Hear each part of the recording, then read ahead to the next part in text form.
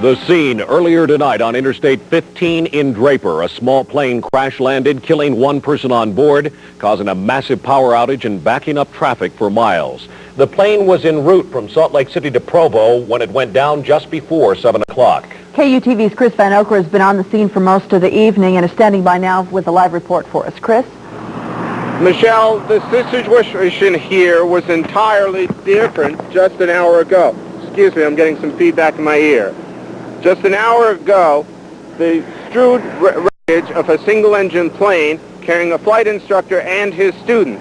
That plane crashed just behind me near the Draper exit on I-15 northbound. One person on that plane is dead. Identified as a freshman from BYU, but his name has not been released. The other passenger is in critical condition at LDS Hospital after being flown there by Life Flight.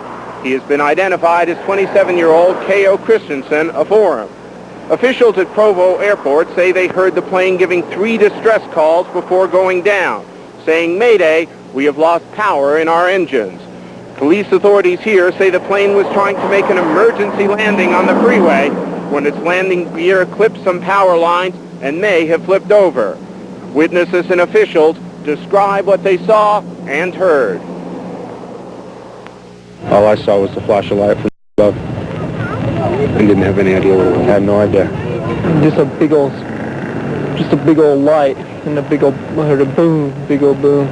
There was an attempt, emergency landing, and they obviously didn't make it to the power pole or power freeway. That's all we know. Now, power was knocked out in many homes in this area after the plane clipped those power lines. Just before we went on the air, officials from UP&L say they believe almost all, if not all, of that power has been restored to homes in the area. As you can see, traffic, which was backed up for many miles on both sides of 515, has now been restored and is flowing freely in both directions. This is Chris Van Oker reporting live from I-15 near the Draper exit. Okay, thanks a lot for your report, Chris.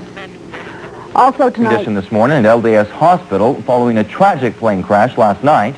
18-year-old Scott Stockings, a BYU student from Blackfoot, Idaho, was killed and piloted instructor 27-year-old Kayle Christensen of Orem injured when they tried to make an emergency landing on I-15 in Draper around 7 o'clock last night. Witnesses say the plane clipped a power line before slamming into the freeway. Otherwise, it may have made it. Remarkably, no one on the ground was hurt, but power was knocked out from Sandy to Lehigh.